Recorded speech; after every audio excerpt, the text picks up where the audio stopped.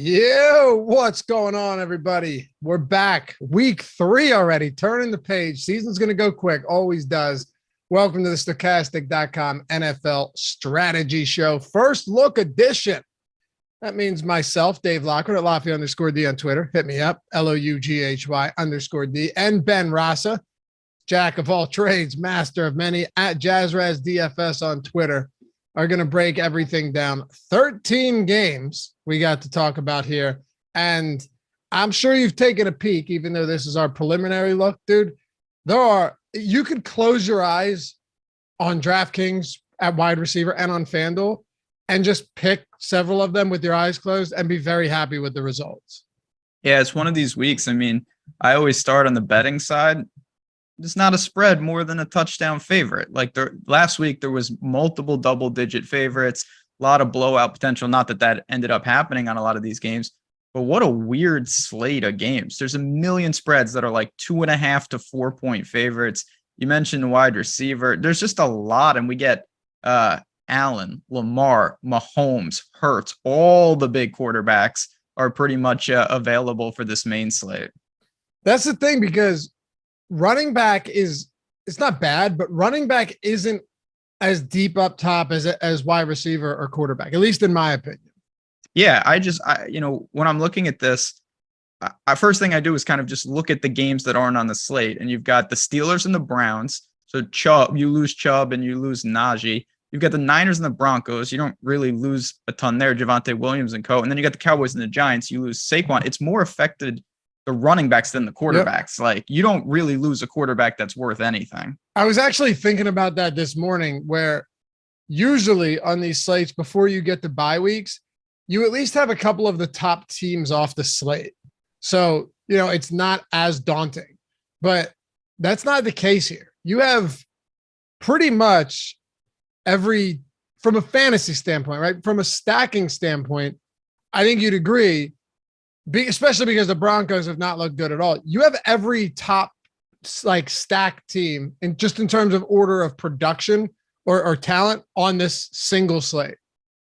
Yeah, because they try to put good teams in prime time usually for these games, but they went with teams that people have interest in, but none of these teams are any good. Do you want to, last week we already got into this. Do we go into what happened with the Broncos again? First off, and I texted you about this. You did. Some things that I can't read on the air, but the gist of it was that guy is not doing a great job coaching. So the fact that they line up for a field goal on 4th down. Oh, challenge flag. Sorry. I'm sorry to jump in. On 3rd down, they ran a fullback sweep to set that up. So continue. Yes. Wait, did they challenge it? Oh, I'm throwing a challenge flag to interrupt. Okay, gotcha. Yes, a fullback sweep. Right. Yes. Does not convert. Then 4th down, mind you, this is a close game at the time. And neither team is scoring touchdowns. It's just straight field goals all game long. Because the Denver offense is anemic and the coaching's terrible. Hackett, we saw how bad it was in week 1. I know Ben and I both said, all right, look, if he can just kind of get out of his own way, and I don't want to hear that they won this game. Yeah, they played the Houston Texans, okay? And it's really the offense that's been the biggest trouble. He goes ahead to kick a field goal and somehow took too long to make his mind up and took a delay of game, which resulted in a punt. How do you defend those type of decisions? Well, there is no defense. The most ironic part about that whole sequence was that they go to attempt the field goal and they run out of time, but McManus still kicked it and he made it by about 30 yards because they're in the thin air. I felt like they had the punt. They didn't punt on that? They did, because he's like, oh, it's too far. He would have still made more than enough leg. Like, they're in Denver this time, and now he's like, oh, we can't be taking chances at 60-yard field goals. Like, you're above that, given what we just saw. The worst, I tweeted this, like a basketball arena, the Broncos crowd had to count down the play clock for them, as if it's, like I said, a shot clock violation, because they were out of timeouts already and they're not able to function as a real offense. I really don't understand how this is happening. All jokes aside, they don't look like a competent team. They're going to lose games because of this. The talent is there, but the execution is certainly not. At this point, it's just bad. And I mean, look, we're not going to spend the whole show on this like we did last time. But the biggest thing really, though, when you actually zoom out and look at this team, mistakes are constantly made. And it's not mistakes where you're like, oh, yeah, it's just some growing pains. These are obvious mistakes. I said this on a show yesterday. I don't know that I can back the Broncos anymore, particularly from a betting standpoint. I really liked them to come out and blow the doors off Houston in week 2.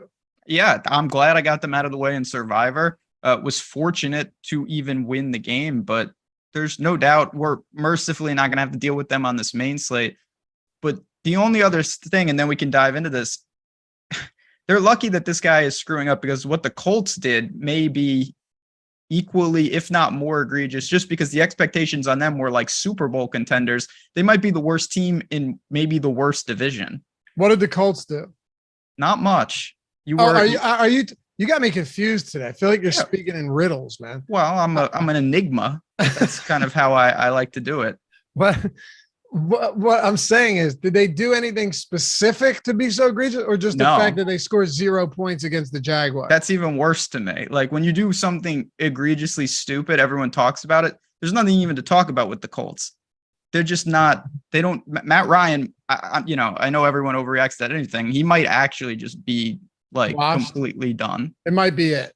Yeah. I mean, granted, Ashton Dulin was his number 1 receiver last game, so that's not good. But how can't you run the ball, though? I don't know. 0 points. Not to mention, dude, Jonathan Taylor had 5 carries at halftime. That's what I don't understand. I just keep giving him the ball in a game like this. I know they were down some points. I get it. But Matt Ryan's clearly not bringing you back with Paris Campbell is non-existent. Even without Pittman, even without Alex, he doesn't exist. That guy. I mean, how many people need to get injured before he gets it? The only time I saw him, he committed a nice offensive pass interference in the second quarter, which was nice to see. But it's just, and they get the Chiefs this week. They're on the main slate. We see chat. They're going to bounce back. Well, they're going to have to really step up because they have the Chiefs, and they're going to be 0-2-1 pretty quickly here. How good about the Eagles last night, though, man? Jonathan, Birds, baby. Yeah, baby, go Birds. Jonathan, and I know you bet them. Jonathan Gannon had big adjustments defensively. This is that's the best game of Jalen Hurts' career. I mean, by far, he's in full control. They're just some teams. I mean, I know it's not every week, but they're just clicking. Like every time, they just every play. It's just in rhythm. You could see it. The defense, obviously opportunistic when you're turning the teams over like that. But I mean, Jalen Hurts kind of leads us almost into quarterback. He belongs with I'm talking from a DFS perspective. He belongs with the top price guys every week, the way he's playing. Damn right he does. Alongside Josh Allen, I'm talking like salary wise, whose Bills are the best team in the league. I think the Bills. Go ahead. Like, historically, they could flirt with going real close to not losing many games this year. They're outrageous. I had someone on the betting, my betting picks video say when I on Wednesday, I think it was, when the Bills were 9.5. So I'm going to lay the points here. I know it's 10. I know it's tough. I know the Titans can play up to good teams, but the Bills are just so much better than them. And someone, pulls the Titans are 32-5 all time against the spread in games of 10 or more point spread. Like, why do I care what they were doing in 1995 when the team is entirely different? The coaching is entirely different. The Bills are a juggernaut, even without Gabe Davis. Von Miller is a menace on that defense. I've got to tell you, though, Derrick Henry, you had a nice segue there, but usually we go to like 11:15 with the recap. There's so much to recap. We can't hit it all. My biggest issue yesterday with the Titans was if Derrick Henry can't get anything going, they are going to get walloped. And he had, what did he have, like 13 for 25 or something? Not all his fault. Their passing game stinks. I do like Treylon Burks, though. 13 for 25 less than 2 yards per carry, didn't have a double digit, didn't have a run longer than 9 yards in the game. They are another team that they just, and their offensive line got banged up again. Loughran got hurt. They have no passing attack. Hilliard they have no pass catching back. They had to use Haskins. Tannehill, I see in chat, how long till Malik Willis is the starter? It might not be that long the way they're going because seriously, it's pretty rough. Now, the only positive I could say for them is I think the Bills are going to make a lot of teams look stupid, particularly in Buffalo, but it seems like a far cry. People forget the number 1 seed in the AFC last year. That's the Titans. I think the most intriguing part from that game was the scene out of The Exorcist. I didn't know that they were going to do that. What now? You didn't see it? What? Dane Jackson? Oh yeah, that guy. His head touched his ass, dude. It was, but then he was. That's the thing. I can joke about it. He was released from the hospital. That's what I'm saying. So that was one. Obviously, it looks terrible, but he even immediately he was like punching the turf. Yeah, I had use of all of his extremities. I don't get. I mean, that's. They brought the ambulance out. Yeah, it looked like it was a full fatality. Mortal Kombat style. Like it was not scraping good. Him off the field. Yeah, it was. I mean, first of all, was there not a comic amount of injuries in that game? Crazy. Like 20 guys got hurt. On the one with volume, and then with no volume, I had the Bills on the other one once the Eagles came on. So I'm down there with my wife. My father-in-law came over, had a couple of drinks, we're watching the game, and I see an ambulance coming on the field. I'm like, okay, this can't be good. And they don't want to show those replays multiple times in case he, is without a pulse. So I'm like, all right, let me go to Twitter. And I saw it and I showed him. Everyone's like, he's dead. Because I didn't see him moving around. I'm like, this guy's dead. He luckily, like I said, he got just walloped, but he was he was punching the turf. So like you knew, thank God, that he had some movement. It was just I don't, like I said, injuries are so weird with stuff like that. Like you see that he'll probably play next week. And then another guy, it's like, oh, he's got a problem with his pinky toe. Like he's out 18 months. 100%. Like, you hurt your toe in the NFL, you can forget it. You won't see that guy for 2 years. Right. Your head, the back of your head goes through your legs. Yeah. And you're practice on Tuesday. Yeah. Like shattered tibia, 2 to 4 weeks. Like calf strain, 6 months. Yeah. You can't get on the field. It's ridiculous. Or you get back and every single game in the first quarter, you're out again, re-aggravated, and you don't play the rest of the year. Yeah. Permanent hamstring injury. Like Christian McCaffrey. Yeah. The way he's going, he doesn't look the same at all. They're another team. I mean, Baker Mayfield stinks, man. That coach is going to get fired. You think Rule's done?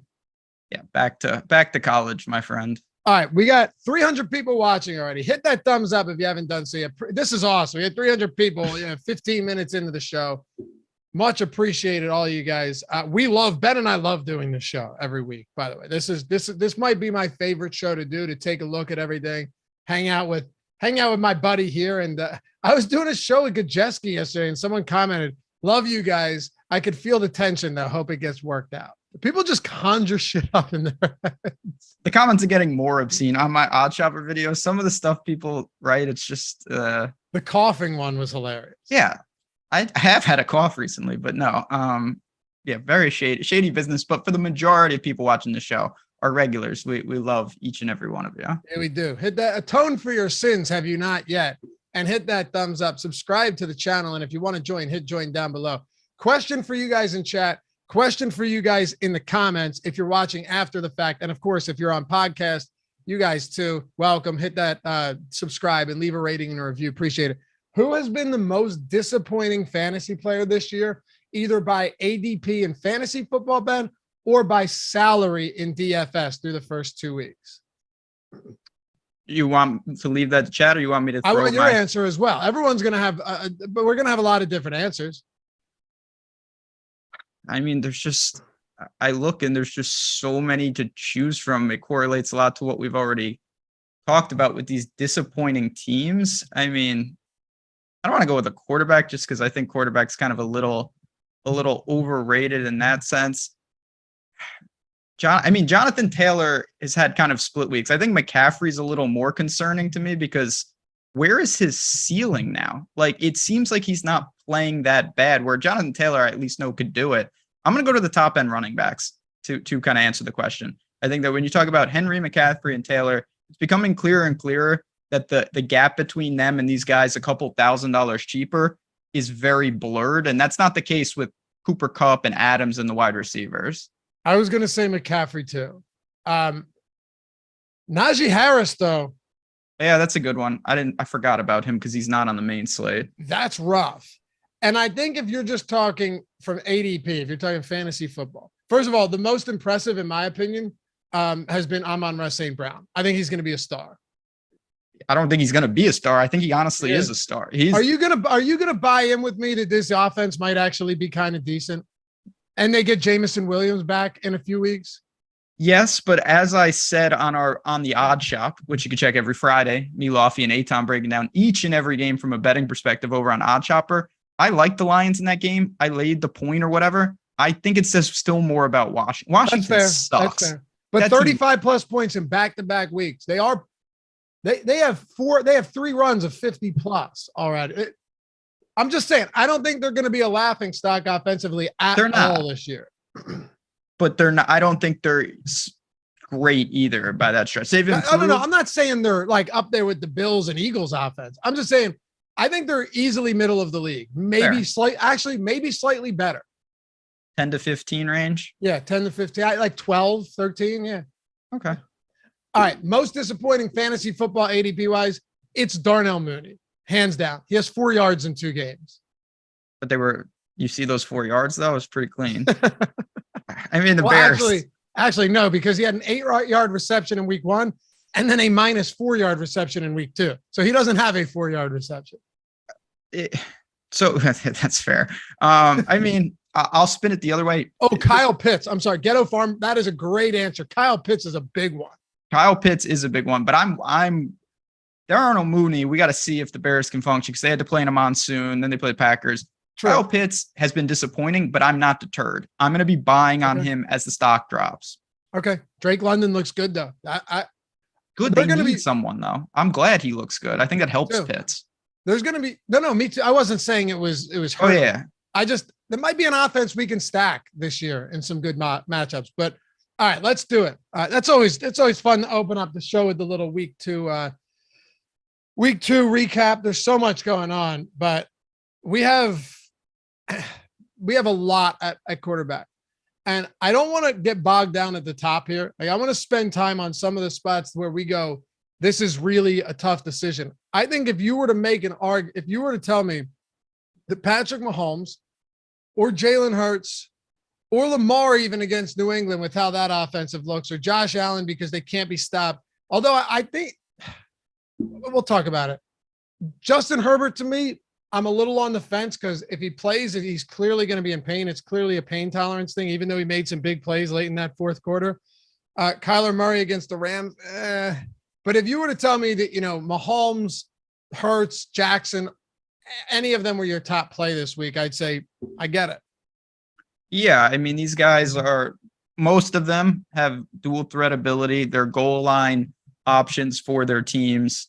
Their teams are amazing. They score. Well, I don't think this really matters. I find it somewhat interesting. All 4 of them, in terms of the big 4 quarterbacks, are on the road this week. Yeah. Could make the games a little more competitive, but it's hard to argue with any of them. I guess for me, I feel like in a way I don't need to spend a ton of time on those. They're great plays. They're great stacks. Is there anybody though? Who's the 5th guy for you? Because to me, Herbert, I'm not going to play him. I'm a little worried about where he's at. Me too. And I talked about Wentz in week 1, throwing into some really tight windows against Jacksonville. The coverage wasn't as bad as it probably looked.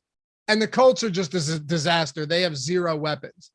So if you're looking at both of these games, Jacksonville shuts out the Colts. And then in week 1, gave up a lot of points. Wentz had that come from behind, but they did pick him off twice. And they did, again, the coverage wasn't as bad as the numbers might suggest in terms of Wentz touchdown passes. Where would you put Jacksonville's secondary right now? I mean, it's not a unit that scares you. Yeah, it doesn't scare me by any stretch. I don't think they're at the basement. When you look at the metrics, again, they've been pretty solid. 6.6 yards per pass attempt, middle of the league. But Matt Ryan, I mean, that was a pitiful performance. So I get it. We're seeing it evolve to the point you need to have such an absurd game passing if you're not going to run against these other quarterbacks, because what Jalen Hurts and Lamar and Mahomes to a lesser extent and Josh Allen can do, it's the difference of a couple extra touchdowns through the air. It's so hard to make up those points. So PFF has them 17th in coverage.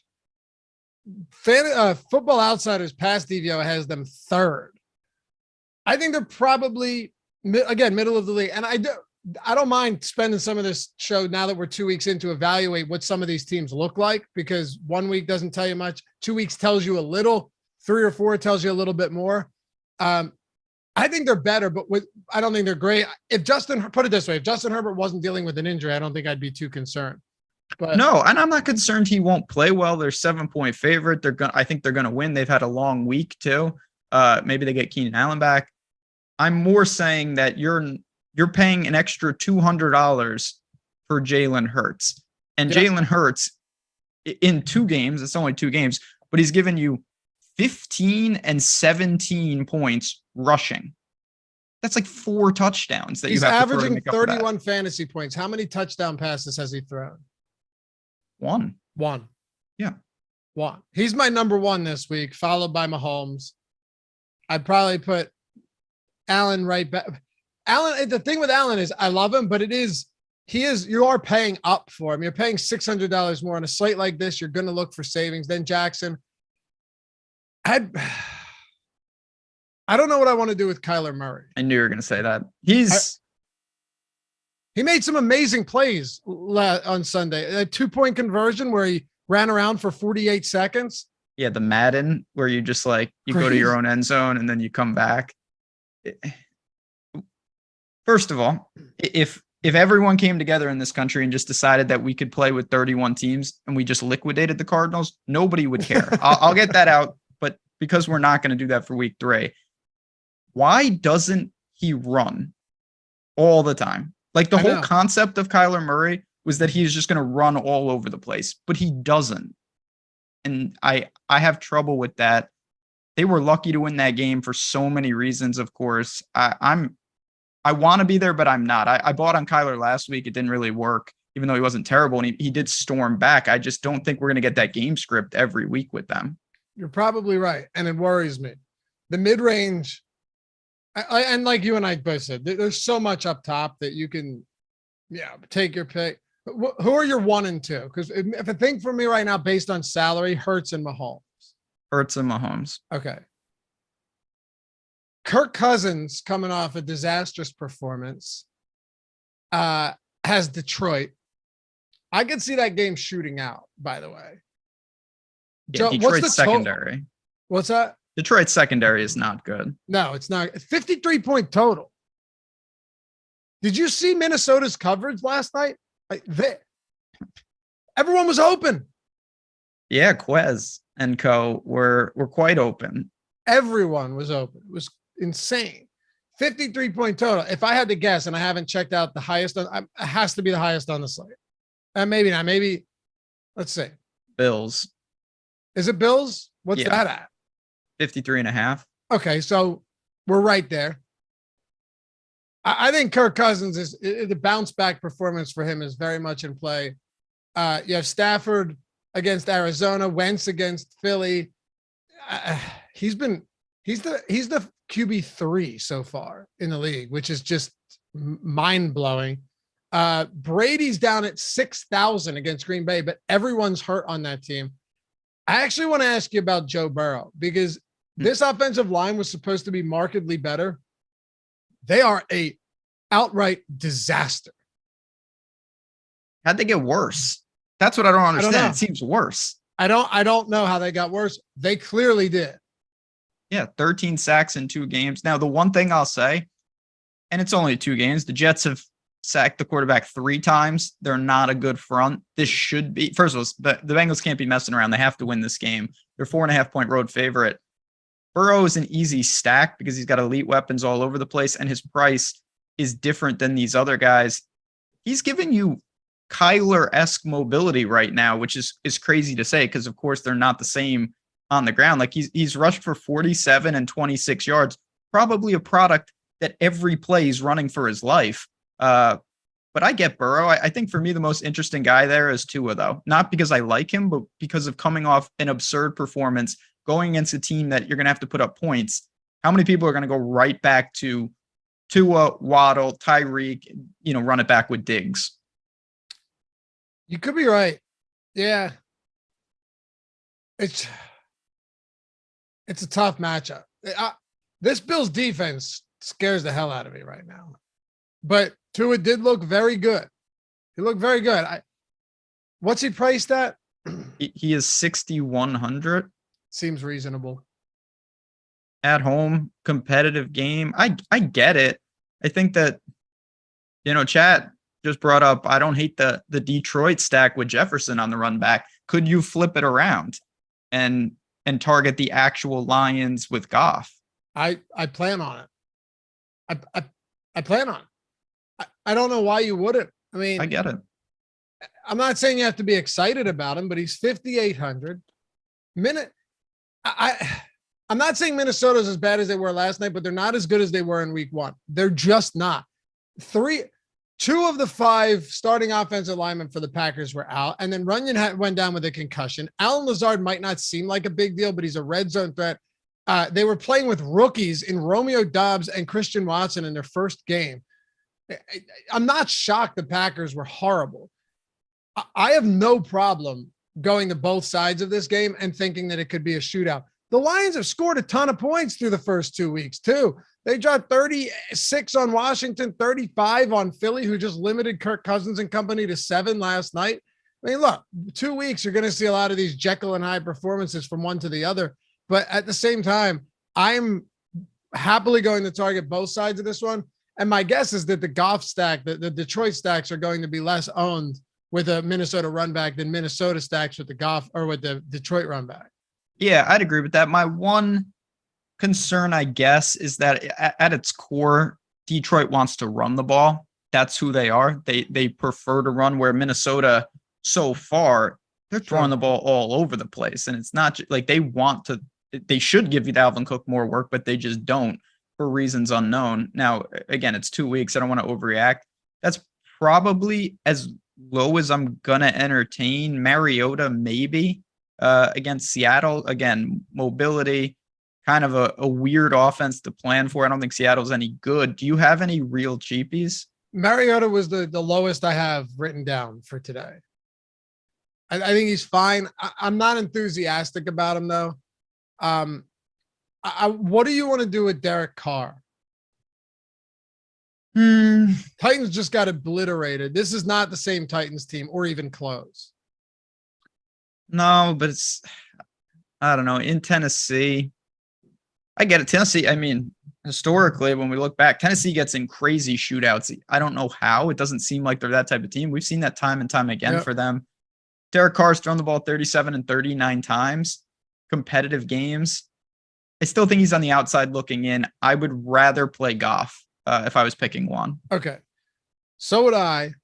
I think below the top range, though, I think Cousins is still probably my top option among all of the, sub 7K guys. 67, I think, is fine. You have Jefferson. We'll talk about him. You have a discounted Irv Smith, very involved last game, dropped a surefire touchdown, long touchdown. So getting targeted downfield. Go look at a lot of these tight ends too in the 4 and high 3K range. They all have ADOTs of like 5. So Irv Smith, Thielen can still score touchdowns, even though he didn't get involved until late. Like you said, they want to throw. Justin Jefferson will clearly bounce back here. AJ Brown crushed them in their first game. You can get alpha receivers beating the hell out of Detroit. I think Cousins, and he's going to be popular, no doubt, but I still definitely like Minnesota. No problem. I think it's one of the better games to full on stack. At the end of the day, though, with what we've seen so far, you got 4 elite quarterbacks. Maybe not all of them get there, but it's hard to think at least one doesn't. And I'm really going to try to make room for one of the big boys, because when they go, you're talking about 35 or 40 points, and that's hard to replicate in the mid sixes. Quickly, what about Stafford? So Arizona's just been obviously a dumpster fire, but it's that same concept. He's a actual zero rushing, so he's going to have to get it. If you use him, I think you go full game stack, because you need him to throw the ball 45 times to make up for the lack of rushing upside. Talk about running back here. We'll have ownership updated tomorrow, projections. All of our stuff runs on Tuesday. It should be up later today, actually. I think we run a Tuesday night. And if you guys want 3 free days of everything, Stokastic Plus, Platinum, NFL, everything for NFL, from projections to ownership, the top stack tool, the top single game plays tool. I won't get into all of the intricacies of that tool, but it's massive. So is the top stack tool. I don't know, Ben, what else is there? There's just the lineup generator is new for single build hand builders. Yeah, we've got it. So what we've really tried to do, and I can speak to this, we've always had, I think, the best tools for 150, and you're uploading your CSVs and you're making that portfolio. But there's a lot of people watching that play 5 lineups. Like me, I play 10, sometimes 20 lineups. And it's great to get that 150 exposure, but it doesn't really apply to me, some of those tools. So we've really made an emphasis to build some tools that are 1v1s, things like that help you build those 3 max lineups, those 5 max lineups. So if you're that type of player, we now have some tools that I really think you're going to like on the site that appeal directly to you. Well said. First 3 days entirely free. Use the link in the description. Tyler can throw it in the chat as well. Take advantage of it. There's zero cost attached to that if you want to get in and check these tools out for sure. All right. Running back. I actually want to start with someone, because we're on the subject. I actually want to start with Dalvin Cook in this spot. Do you think this entire Minnesota team is just going to be high owned this week, including Dalvin? So I equate him to last week when we talked about the Raiders and the Cardinals. Everyone was talking about Carr and Adams and Waller, and rightfully so. But then Josh Jacobs started to creep into the picture a little bit, because it was like, okay, it's a great offense and a great spot. But what if we go against the grain? Everyone's going to talk about Cousins and Jefferson and Irv Smith. What if Dalvin Cook gets the lion's share? Now, he can't have 6 carries in a game. I'm never going to understand that. I don't care if you lose by 100 points. He's too good to have that. If he goes back to week 1, 20 carries and another 5 targets, 7,900. It's a fine spot. I don't worry about, Detroit's front by any stretch. It's just a matter of volume for me. Yeah, the 6 though is a massive outlier in my opinion. It is a massive outlier, and Detroit, it's early, but 5.1 yards allowed per rush attempt. It hasn't been great for them stopping the run. No, not at all. And Dalvin Cook had 25 looks in week 1. In a perfect game script. Yeah, and he wasn't great, but last night was. I'm throwing that out the window if you're Dalvin Cook. I'm throwing it out the window if you're Minnesota. That isn't to say that I think Minnesota is not going to have some bad games. I'm saying Detroit, while they've been great offensively, defensively, this is no juggernaut. So, yeah, I wanted to get your take on Cook. Jonathan Taylor against Kansas City, Christian McCaffrey against New Orleans. That is truly a spot that I'm not sure. I don't know if I want to pay for Christian McCaffrey. It's not even just because he hasn't played all that well. I mean, he was fine last week, sure. 100 rushing yards on 15 carries. I still don't think he's getting enough work, though, which is just shocking that they've decided to ease him back into things. New Orleans defense is pretty good. And then you've got Jonathan Taylor, $200 more, but this might be a completely anemic Colts offense. I don't know. I mean, you can't play all these guys. Christian McCaffrey, I'm just going to have to live without. I really respect the Saints front. I don't think the work is getting comical where he's going to touch the ball 35 times. They've been in back and forth, super competitive games already, and it's not happening. Like both games, you're right. Both games. And they, 10 carries and 5 targets, 15 carries and 5 targets. That's not enough for 8,800 with this type of offense. So I'd rather find $200 to Jonathan Taylor. But I want to ask you kind of in that middle, there's 2 more guys. I'm not touching Derrick Henry. But what about Eckler? Because I don't think a lot of people are going to go there. And maybe I'm drawing a conclusion that's not there. But after Justin Herbert got hurt, he was so much more prone to dump that ball off quickly. Eckler had 4 receptions on the final drive alone. and he had 10 targets in that game. If he starts to see that type of volume in full point PPR, particularly on DraftKings, but even on FanDuel, he's going to be someone I really take a close look at. So it's interesting you bring that up because that was like a tale of two, really not even a tale of two halves because it was late in the game. He would have had another disastrous performance had it not been for that final drive. But he salvaged. I mean, and he's someone that's 23 touches with almost half of them being receptions. He has not scored on the year and he has not killed you. His production mirrors McCaffrey, and he has a lot of built-in upside if he can just find the end zone. Yeah. I think Eckler's fine. I don't know. I don't know what it is that concerns me about him a little bit. You know what I think it is? I think I know what it is, actually. I think the touchdown regression was inevitable. Would you agree with that from last year? Yeah, I would. He has no path to bonuses either, which freaked me out. Like he's never going to get 100 yards receiving, and he doesn't get enough carries usually to cross 100 yards, which makes it tougher. Yeah, that's a good point. He had 20 touchdowns last year, 12 rushing. But now he has 0. No, I'm not saying he's not going to score. What I'm saying is, I think there might have been this inflated concept that he is just going to score multiple touchdowns a game. And it's not, I just don't see that being the case. Also, Joshua Kelly and Sony Michel last game, they combined for 8 carries in that one. In week 1, Sony Michel and Kelly combined for 11 carries. It feels like his ceiling in terms of what he does on the ground is around the 14 carry mark that we saw last week. I'd agree with that. I think Eckler, when I'm envisioning targeting him, it actually is in games where maybe you push it to the Jacksonville side because he's going to have to tap into his receiving, numbers to get you there. So maybe it's on Lawrence run backs. I know that's not a popular build and not something I'm looking to explore primarily, but maybe it's Jacksonville wins the game and Herbert has to drop back a lot because if Eckler's, Chad's pointing out, Sony Michel is getting the goal line work. I get it. It's not going to be on a goal line situation. You know, I love this week. Leonard Fournette. He's another one that has to, the touchdowns will come. There's no doubt. They will come. And listen, I know that this offense is if you have one reason to not be on board with me on this, I totally get it.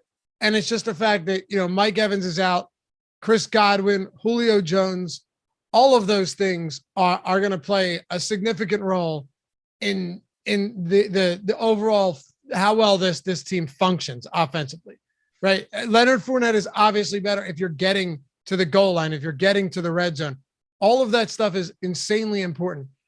But here's why I don't care as much. I actually think Leonard Fournette this week, if Godwin, because Evans is out, maybe you get one of Godwin or Jones back. I think Leonard Fournette is just going to be Austin Eckler light in the sense that he played 87% of snaps last week, Ben. 87% for a running back, Leonard Fournette.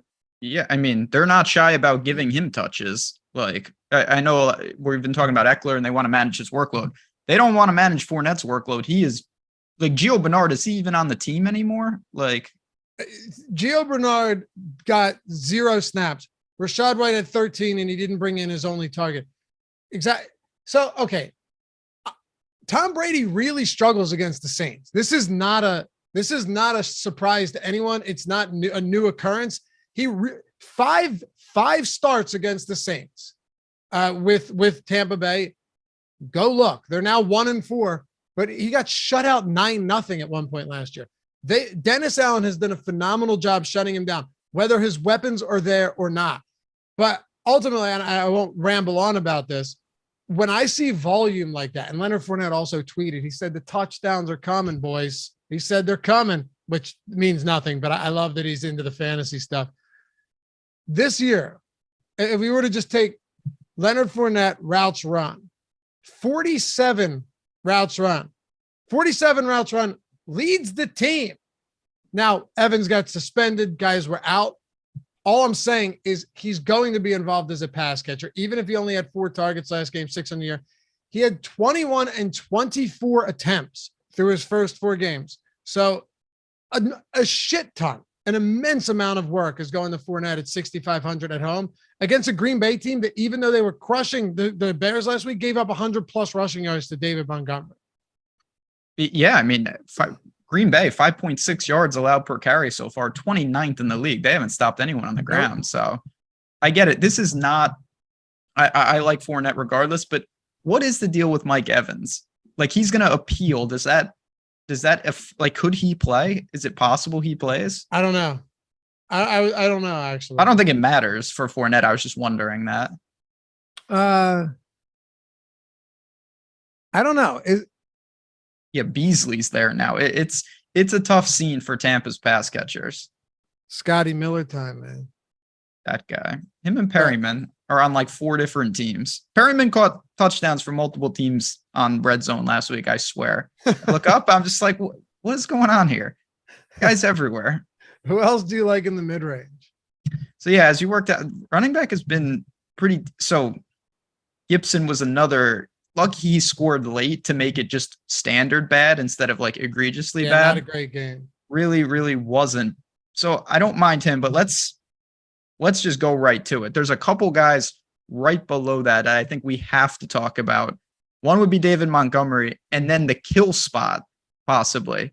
Washington is allowing 7.5 yards per rush attempt. That's not only worse than the league, it's over a yard worse than your Eagles. Miles Sanders should have ample opportunities to put up a monster stat line. I love him this week. How could you not? And you could worry about the fact that Kenny Gainwell and Boston Scott are in the backfield and Hurts runs. Sanders had 20 touches last night. He's 5,500. He had 20 touches. I'm glad you brought up that Washington number. I'll do you another one. They've already allowed 4 runs of 20 plus yards and 2 of 50 plus in 2 weeks. It's so bad. And then the last thing I'll say, the Eagles last year were number 1 in the NFL in rush play percentage. So they can coexist. They want to run the ball. Like, Hurts is going to get his. It won't come at the detriment of Miles Sanders. They just might have 45, 50 carries in the game. Sanders quietly is second in the league in big runs. So 20 plus yard runs already. He has 2. Their offensive line is purely dominant. How about all of those ineligible receiver penalties yesterday? It's like the refs came in with the notion that they're just going to change the game.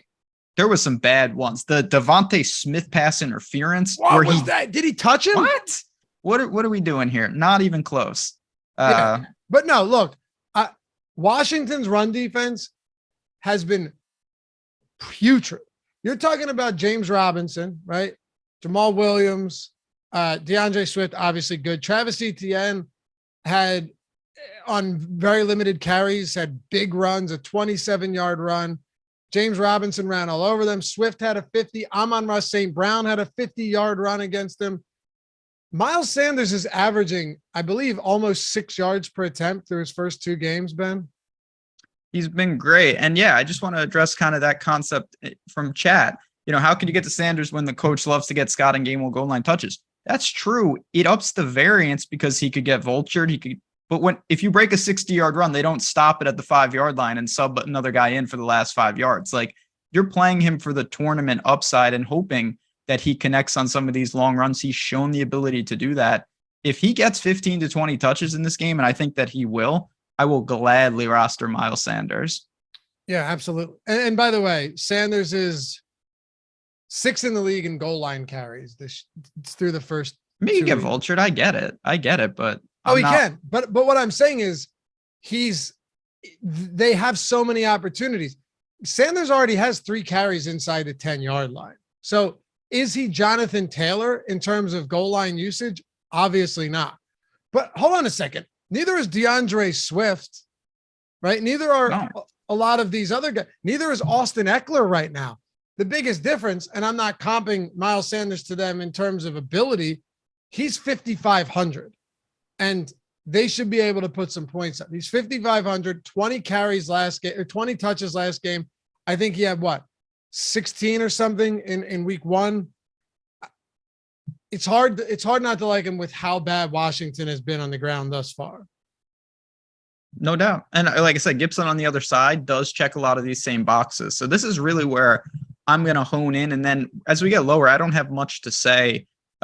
We'll see what injuries open up, but I think I'm going to be landing in this mid to upper 5K range a lot. Brandon Wagner said, sunken cost at this point. I'm all in every week. Join the club, dude. I respect that. Join the club. I'm right there with you, but you know why I get sucked in is, again, he's averaging 6 yards per carry and he had 20 touches. Like how am I I know they have a lot of guys in the backfield, but Ben, how am I supposed to look at 20 touches going into Washington now? Super efficient, amazing offensive line. How do I just not, maybe, I don't know. You're the one that was on him before me though. So today, we'll see. This is why the tools Stokastic are so important. If Miles Sanders somehow becomes like super chalk, that would change my tune a little bit. What about like 7%? No. I'm talking like 18%. Right. But I'm saying if he's 7-8%, you're going to be heavy on him. Oh yeah. Even if he's popular, it's not that I won't play him. I'll structure differently. Yep. If Connor is out, Benjamin, that's something I'd have to wait and see on. He could catch the ball a little bit. He could get some matchup. Yeah, it's not a great situation. It would have to be for opportunity cost, not because I like the play. Plus, let me just see something real quick here. While you looked up, just play Hurts if they're giving up 7 yards of carry. I plan to play Hurts for sure. We said he's their number one back this week. He said, Benjamin, right? Yeah. Darrell Williams had 8 carries last game too, and 3 targets. So I'm not really sure what that breakdown is going to look like if Connor's out. That's a good point. Yeah. Go ahead. No, I don't have anything to say, sadly. Cheaper players. I'll give you a few guys I like. You tell me if you like any of them, and then give me something you like. Some of these are large field tournament plays, but I think Josh Jacobs against Tennessee is strong. They've been beat up in the run game as well. No doubt about it. Their offense has nothing. They've allowed 339 rushing yards through the first 2 weeks of the season. Not great. And then, 169.5 per game. Horrible. I think Josh Jacobs could actually be a 20 carry guy this week. Dameon Pierce is 5K against Chicago. I agree with you on Montgomery. I think this could be a huge game for Montgomery. Keep an eye. I'm not playing him. Keep an eye on Raheem Mostert. I said this guy, he could end up being the guy there, and Chase Edmonds might come back down to earth a bit. Raheem Mostert outrushed him last week, 10 carries to, I think it was like 6 or something. I want to ask you about these 3 guys, though, before we move on to wide receiver. Large field tournaments, okay? Large field tournaments only, like Millie Maker style or the slant or whatever. Breece Hall versus Cincinnati, 5,300. Rashad Penny versus Atlanta. Actually, those are the only 2. Rashad Penny versus Atlanta. We saw Ken Walker come back, but they didn't run the ball at all. And Breece Hall against Cincinnati, large field GPPs. I'll throw one of my own then to make it third. Cam Akers from the dead, 15 carries in that game. So maybe he's creeping back. He had another 3 targets. That's all these guys, it's all timeshare situation because Michael Carter is still going to get his there. I think Penny to me is the most interesting because there is a path in a weird scenario where if Pete Carroll would just open his eyes, given him 20 carries, like who else is behind him really? I think that Penny's the most likely to consolidate volume, but I get it. Those are Millie Maker type plays, and you're willing to go into timeshares in those large field tournaments because if you ever get it right, that's how you win potentially like $1 million. Yeah. I said it on Sunday. The reason I won't play Darrell Henderson, especially where he was, is because I was wholly unconvinced that he was the guy.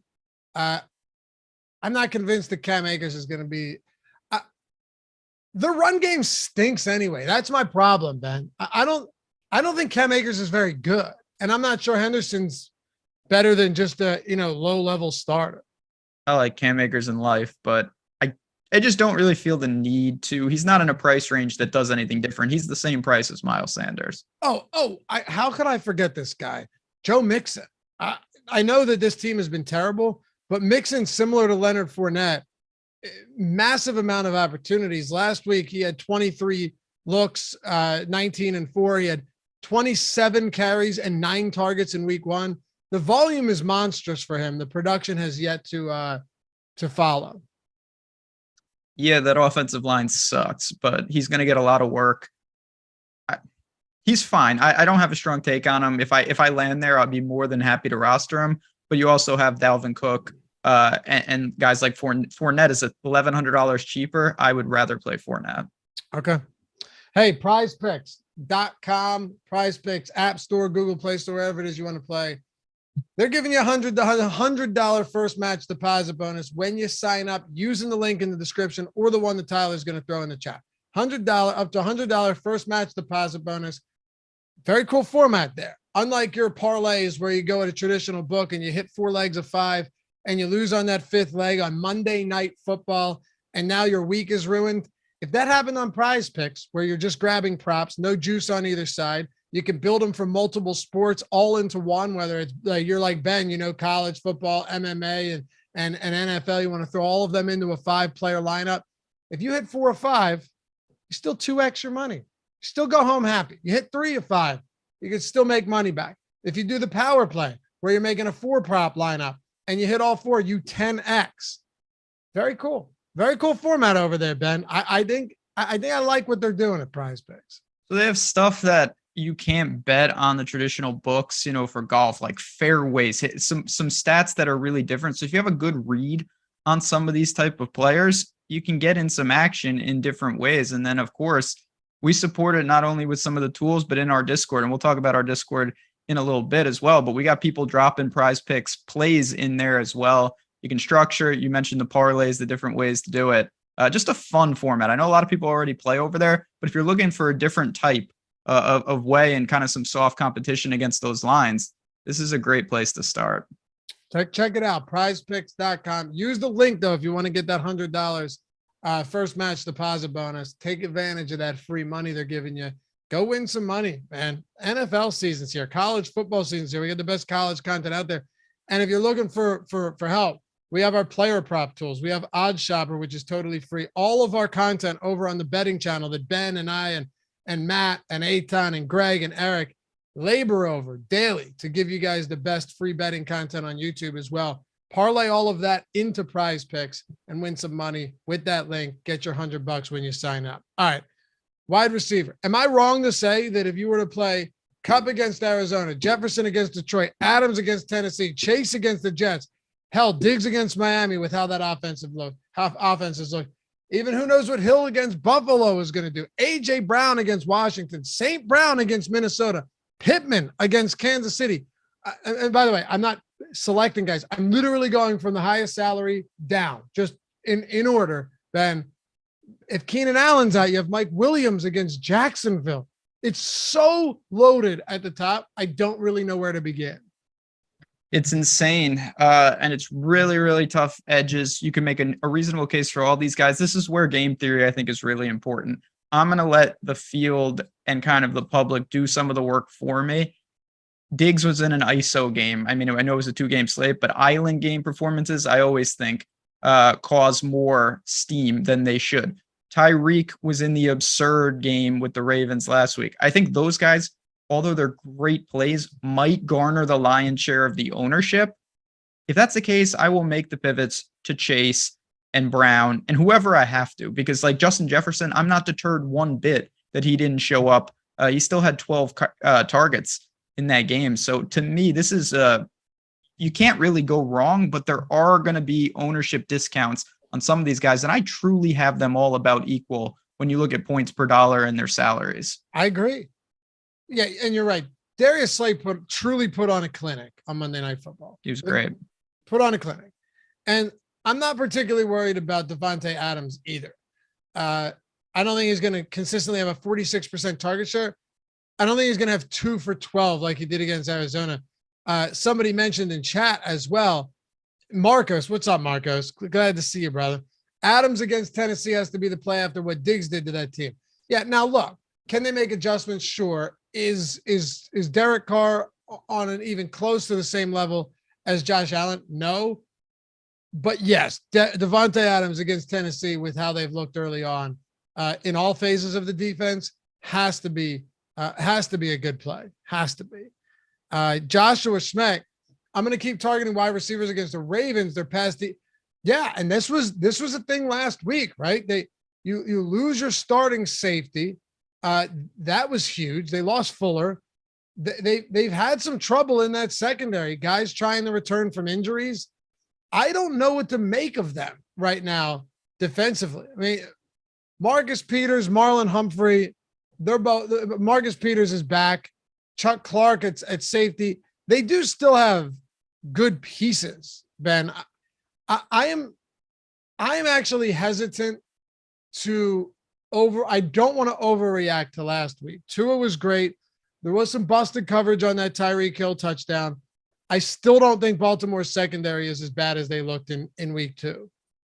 I mean, my biggest problem, even if they are, New England's passing attack is a mess. Trash. So, like, you could go to Myers in the mid-range, and I think that's fine because the matchup is certainly on the plus side. Get your 13 fantasy points. That's what you're getting. The problem. It's just like there's not a lot there with that. You just have, I mean, even a guy, we have to see what's up with Keenan Allen. I mean, Mike Williams was just an absolute monster against Kansas City. He's sub 7K. You're starting to get a discount here, and over on FanDuel as well. Like, I really like the spot for him, depending on what's going on with Keenan Allen. And then, I mean, if Tampa Bay has receivers, you figure that they could be busy. I legitimately don't even know who they'll run out there with Gage. I mean, there's just not a lot of guys left for that Buccaneers offense. So where do you want to go in the mid-range? Yeah, I mean, once you get past all those guys up top, which truly, I think, make for very solid plays. What about Michael Thomas? He's starting to really emerge. And when I look at him, I ask myself, is he ever going to truly be under 6,000 again if he performs here? 3 touchdowns in 2 games. Is it going to be Jameis or Andy Dalton? Jameis has all those, he's like playing with broken bones in his back or something. Yeah, I mean, I don't know. As long as it's not Taysom Hill, I don't care who it is. Yeah, that's a good point. That's a good point. Right. I actually probably be fine with Dalton if it had to be, right? That'd be fine. I wouldn't bump down Michael Thomas at all if it's Dalton. I like Michael Thomas, and we're learning that he's the type of guy that doesn't need to create separation to destroy you, especially in the end zone. Did you see that one? I mean, Jameis threw it into a window. There was a defender on both sides of it touching him, and he still scored. Michael Thomas is going to put up big numbers. 5,900 against Carolina. Because last week's matchup against Tampa Bay, very, very difficult matchup. We saw how badly Dak struggled against them. We've seen teams struggle against them all the time. It's kind of a nice spot.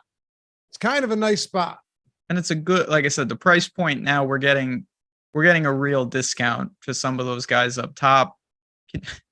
Would you go to Mooney? I know we talked about him as maybe the most disappointing.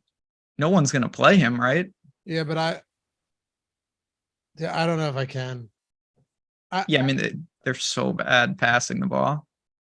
I don't know if I can. And how much of the Texans defense has been going up against, Frank Reich's Colts and then Nathaniel Hackett's Broncos, and how much of the Texans defense, under Lovie Smith has actually shown an improvement, and, drafting guys like Stingley and who was the safety they drafted in the second round? No. Okay. Petrie, I think. Jalen Petrie. Yeah. Say literally anybody. Second round. I feel like maybe they're not horrible. Pittman had his way with them. I mean, he destroyed them. Yeah, he did. But Justin Fields, I don't know. I guess Matt Ryan sucks. I'm just saying, like, no, I know. But yeah, I guess Mooney's not Pittman, though. I think Michael Pittman, when healthy, is an actual elite wide receiver. Pittman with his size and strength is the difference maker there too. Like I'm a fan of Darnell Mooney, but I don't know. I think there's 13 games this week. Could Mooney have 2 long touchdowns? I suppose he could. I'm just not sure I'm looking to get there yet. Tournament for sure. Not sure it goes beyond that. Treylon Burks, as we work down a little more. Again, I don't feel super good about it, but the guy's got some talent. Tennessee. There's not that much down here gauge. I mean, there are options, but I'm not drawn to any. No one jumps off the page, just guys that are playable in your stacks. For Olave. Sure. Olave, I saw someone in chat say earlier that he leads the league in air yards right now. Oh, actually, Marco's just said it right now as well. Now, I will say though, I don't know if you saw those were full Jameis just being like, okay, yeah, I'm gonna throw the ball 75 yards in the air, dead or alive, jackpot style. They weren't even targets. They shouldn't even count because he had no chance to catch some of those. I actually hate that stat. I do. Prayer yards, as many call them, depending on who your quarterback is. Yeah. 13 targets last week. He's 4,500. Honestly, I don't think it's the worst option. I don't think it's the worst play, but there's still mouths to feed there. And assuming Alvin Kamara is back, right? Michael Thomas, Kamara, Landry, Olave. There are some, even Jawan Johnson is getting involved. I'm pretty sure that dude had like 6 or 7 targets last game, 12 on the season. They're spreading the ball around a decent amount. I got a couple cheap guys. Lower than that? What's that? Lower than that? Yeah. Okay. I do. 1. Well, also, I think if you're large field tournaments, Treylon Burks will have a big game sooner than later. And against Las Vegas, like you said, sometimes those Tennessee games get weird and shootout. I don't know how much of yesterday's game you watched. Tannehill was terrible. I actually thought Treylon Burks looked pretty good when he was out there. He's a player. I mean, I'm a little biased because I watch a lot of college football, and like there are certain guys you just think are going to be good. And Treylon Burks is someone I loved him in college. He's a player. Yeah, man. Just a couple other guys I'll throw out there that I think are viable that I wrote down. Brandon Cooks against Chicago, 5,800. Massive target share every week. Drake London, 5,800. Bateman, 5,700. Allen Robinson. Allen Robinson, there's still not a lot of volume. He had that second touchdown call back, could have had 2 scores, still would have only been, 5-6 targets. Jude, I don't know what to do. I have to ask you this, and then I'll get to my cheap guy. I don't know what to do with Kansas City's passing offense right now if you're not named Travis Kelce. I mean, I'll take, although there's so much nonsense out there about what guys say, I take Mahomes at his word in some ways, where he said it's going to be a different guy every week. Like MVS is going to get his, Juju's going to get his, Hardman is still a guy. Edwards-Helaire catches the ball. There's too many guys, so you can always sprinkle, but it's hard to hone in at the same time. If you're 3-maxing a contest, right? Like say there's 3-maxing, you're not playing a lot of lineups. Does that mean that you avoid a Kansas City stack, or do you just plug Kelce in and then pray with one of the other guys? So I think you certainly can do that. It's more about, seeing.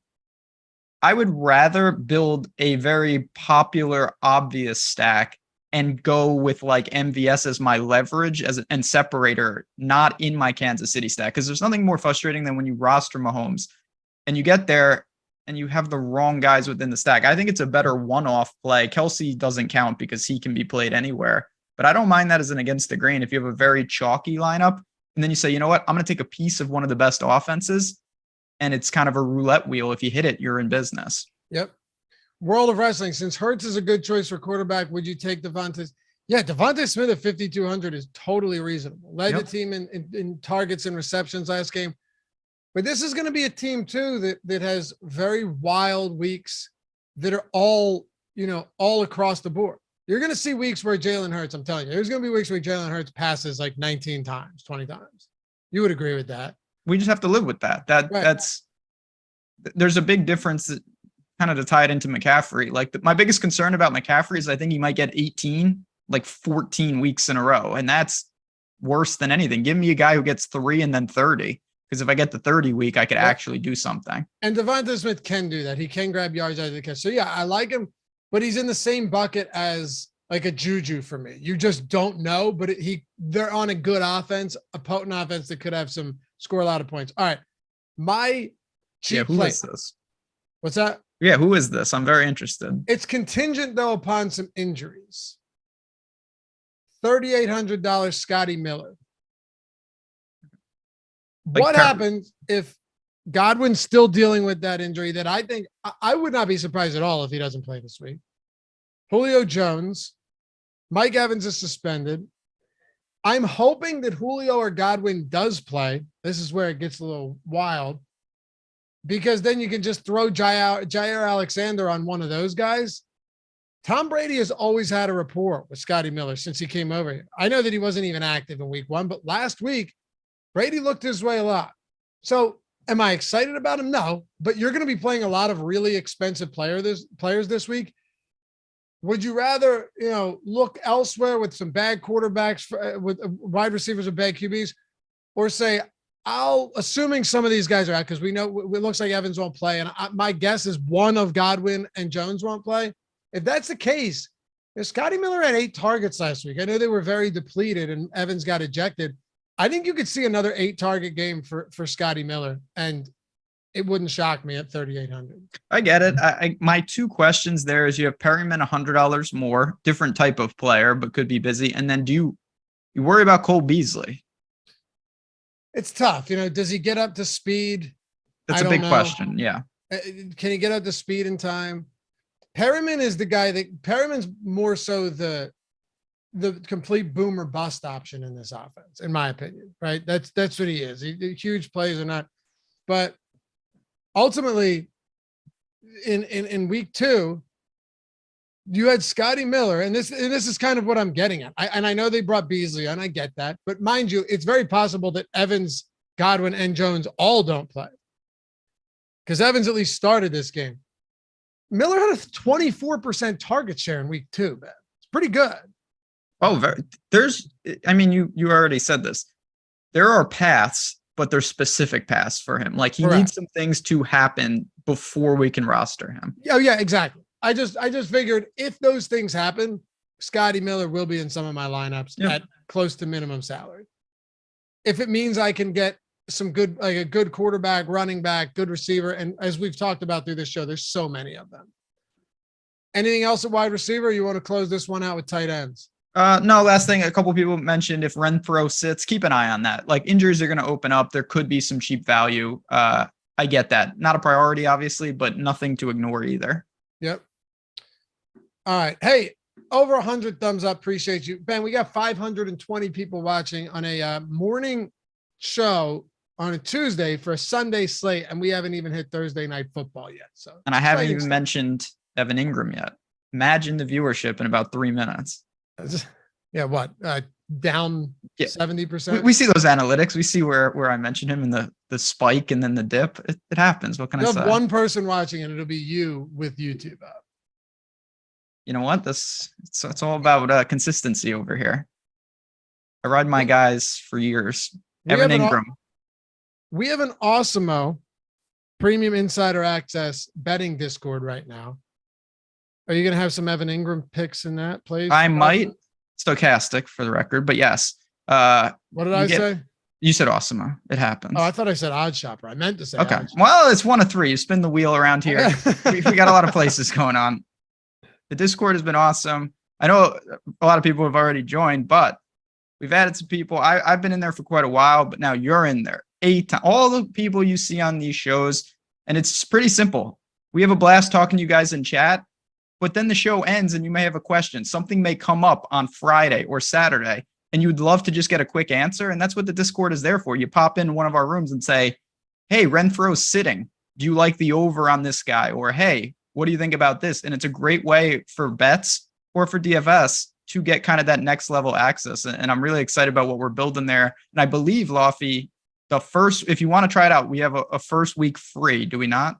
Entirely free. Yeah. Entirely free. Everything the first week's free. And you could sign up through like Ben's link, but you still get all of our picks, which is cool. Access to all of those challenges. You sign up through mine, you're still getting Ben and Greg and Eric and everybody else. So pretty exciting stuff. Tyler, if we have a link for that, throw it in. Anybody wants to join and come hang with us, that would be fun.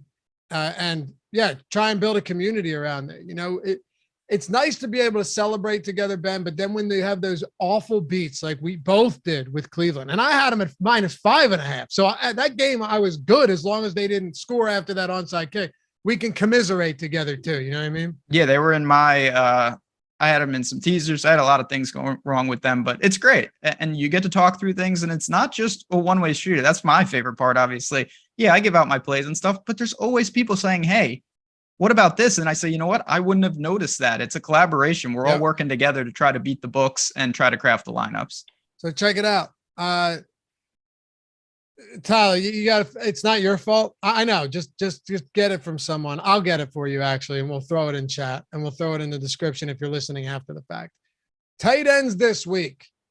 You got Kelsey. Kelsey's very expensive. I did not expect him to be this expensive. No, I didn't either. But again, when I really stepped back, you kind of have to put him, like if you put him in the mid sixes, all of a sudden he's like maybe the highest owned player. 6,600 in week one, but everyone was cheaper in week one. Mm-hmm. Yeah. And it's starting to, he's starting to separate himself. You have $1,000 gap to Andrews, and then another $1,100 gap to Waller, and then another $1,000 gap to Pitts. So it goes $1,000 intervals to start the pricing for tight ends. You're right. That's wild. That's something to take notice of. Like that is not, you're talking about totally different lineup constructions with each step. Tier 1 is one player. Tier 2 is one player. Tier 3 is one player. And then tier 4 is like 10 players. Basically. Everybody else in some way. I like Kelsey always. I'll keep playing Mark Andrews. We talked extensively about those Lamar Andrews skinny stacks last week. You want to run them out there. You just keep running them out there. No one's going to tell you you're wrong for that. Waller, I still have faith that they figured out. And Waller, I mean, he was fine last week. Yep.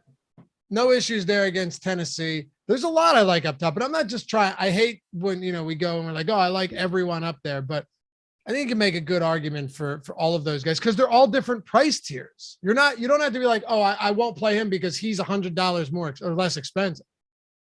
Absolutely. It's totally different. I think for me, the biggest question is I've said for 2 weeks straight, I love Kyle Pitts, but this isn't the week. We're now in week 3. Is it the week? Do I wait one more week and possibly miss it? Because if he gets it done here, 4,800, you could forget about that price. You won't see that again for quite a while. I'm going to go for it. I like Kyle Pitts in the spot. I think that it kind of hit already, even after 2 weeks. They had Arthur Smith. Oh, like this isn't fantasy football. Yeah, but you drafted him 4th. You didn't draft him 4th to just walk around out there. Right. Like he needs to see the ball. And I think that he will. I have him ahead of all those other guys. Now, stack specific, if you go to Goff, Hawkinson, if you go to Hurts, Goddard, all that stuff is totally fine. But Kyle Pitts to me is my favorite of that tier 4, which encompasses like 30 guys. A complex kid said, let's eat some chalk again. I don't know. Can't all be chalk. What? They can't all be chalk. No. Like, I don't think Andrews will be chalk at 69. I don't know how chalky Kelsey will even get at 7,900. No, I don't think he'll be chalk. I think that Kyle Pitts has a chance to get a lot of people on a lot of different shows talking about him. Yeah, but even so, I'm not overly worried about it. There are depending on who I stack with him. Even I don't know. You go Atlanta stack, you're not going to have to worry. No one's going to do that. Right. The crazy thing though is how much separated really are Goddard. You don't have a show today, a PGA show, right? No, I got lunch after this. It's going to get dangerously insane. What are you getting?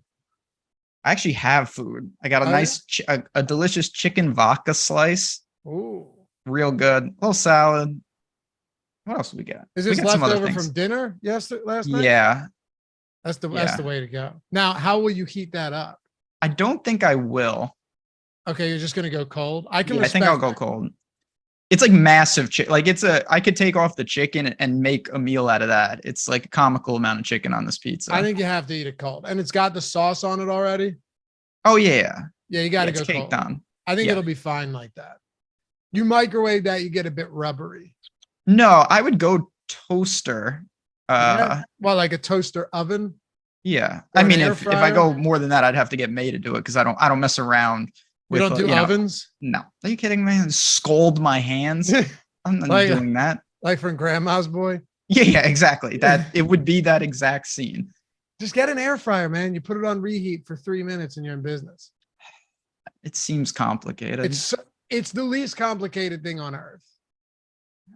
Anyway, I mean, maybe I'll watch a YouTube. you don't need a tutorial on how to use an air fryer, dude. I'll see what I can do. Maybe I'll go to Odd Shopper. If you want to put in an evergreen, we're putting out a lot of content over there. I haven't seen your air fryer tutorial. Dude, you're one of the smartest people I know, but when it comes to preparing any type of food, I'm not positive you could make a bowl of cereal. That's what I'm saying. I'll say I am very smart. Number one thing that identifies smart people, knowing what you don't know. And I don't know shit about cooking.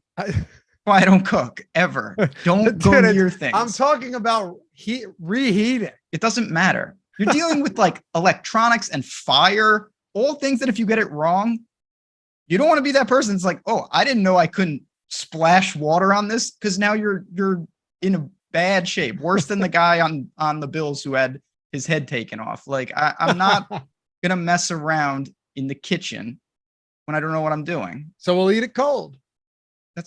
What did I say at the beginning? I'm eating it cold. I know. I said so. We're gonna eat it cold. That's what we have to do. That's the world we live in over here. All right.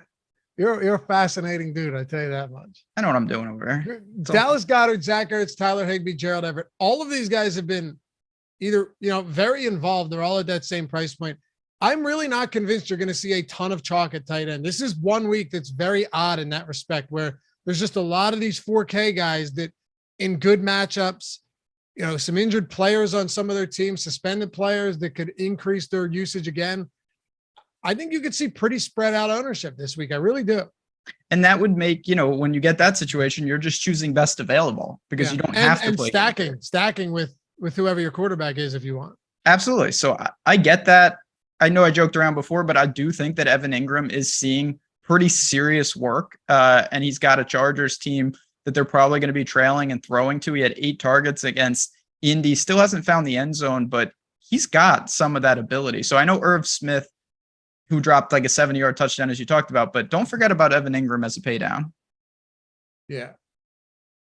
I knew you'd say that. Dr. Pepper. I haven't had a Dr. Pepper in my entire life. What do you drink? Just water.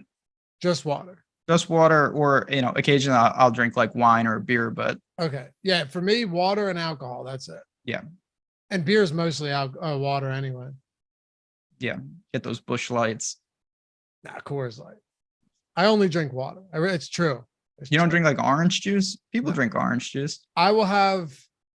Yeah. I mean, look, maybe if I'm out to breakfast, we'll do a screwdriver or something, but no, generally I drink like throughout the week. I only drink water. I go through a lot of water, but if I'm out to breakfast, you know what my go-to is? For drinks? Oh yeah. Out to breakfast. Not pineapple alcohol, juice. not alcoholic. Like just what? Pineapple juice. No, a delicious large chocolate milk. Dude. Yeah, I'm not a fan. Oh, you're like out a to milkshake breakfast, or just like. I'll just crush it. And then your stomach hurts because if you drink chocolate milk too quick, your stomach starts to kill, but it's all worth it in the end. You look at me disgusted. As if I'm not disgusted. I just don't really like.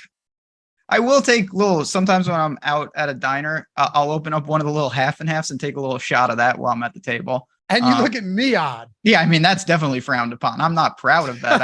I do that sometimes. But that's amazing. I'll drink milk and like protein shakes. I don't do water with that, but I'm saying what I sip on throughout the day, water. Yeah. Yeah. Water. You'll take shots of creamer. I said, I've done that. I don't like say like, oh, it's 5 o'clock. I got to go take my shot of creamer. I've just at diners before I have done that. Yeah. And I don't count coffee as what I drink because I don't drink coffee. Coffee's 99% water. That's true. And you don't drink anything to stimulate you in the morning. You just get I think you're a robot or something. I don't know about a robot, but like a cyborg. Cyborg? A reptilian species. Yeah, that's with the lizard people out there. No, I don't think so. But I don't drink coffee or tea. All right. Any other? Yeah, tea. Who drinks tea? I tried to drink tea when my throat hurt last week, and you know what happened? I scalded myself because it's so hot. It makes no sense. Sweet tea. I'm telling you, you don't know how to drink tea. You don't know how to drink hot substances. I don't. So that's a good point. I don't drink any hot substances. I like soup, you don't know how, but I don't know how. I don't mess around with coffee, tea, any hot substance. I don't do. I like soup. Do you get brain freezes because you drink colds too quick? No. Normal temperature things. Okay. Yeah. Like, oh, tea, this is great. Don't touch it. Don't even go near it. It's molten lava. Like, what if I need it? Just stupid. Like, yeah. Stupid. Any other tight ends, or should we wrap this up? No, I think we've covered it. I don't see the need to go really low. Maybe like a Juwan Johnson type play opens up.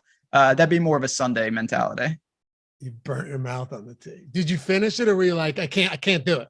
So it was more about, did I start it? Because I was really hurting. And May, shout out to May, she made tea and honey and all this bullshit.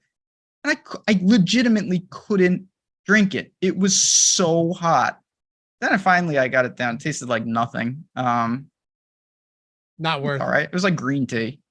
My low tier tight end this week, $3,100 Irv Smith against Detroit. Yeah. Did you mention him? I missed him. No, he's clearly, I think, seeing that he had opportunities down the field last night, people are going to look to him. He's in a great game against Detroit. That makes a lot of sense. For sure. Defense under 3K. Am I crazy to look at the Jets at 2,400 against Cincy? No, we saw that. I mean, yeah, right. Defense in general, and I always look to pay down. Now, last week we had a weird situation with the Bengals. They were 40% owned. I don't mind that at all, though. Joe Burrow is going to take, it feels like, what do you think the minimum of sacks he takes? Like 2 or 3? At least 3. Unless they completely fix what was going on, it's in bad shape. He's taken 13 sacks in 2 weeks. It's really bad. I'll throw out Carolina at 2,600. You mentioned, is it Jameis? Is it Dalton? Is it other? I know Carolina's defense hasn't been great, but New Orleans offense at times looks confused. And I think you could get some pressure there, possibly some turnovers. All right. Hey, that'll do it for us. We went a little long today, but we're having fun. We still got over 500 watching. So, couldn't have been all that bad. All right. Ben's going to eat some cold chicken. I'm going to go figure out something to eat as well. Might even air fry. Appreciate you guys as always. Follow Ben at JazzRaz DFS, me at Lafayette_D. Check out our insider access for betting.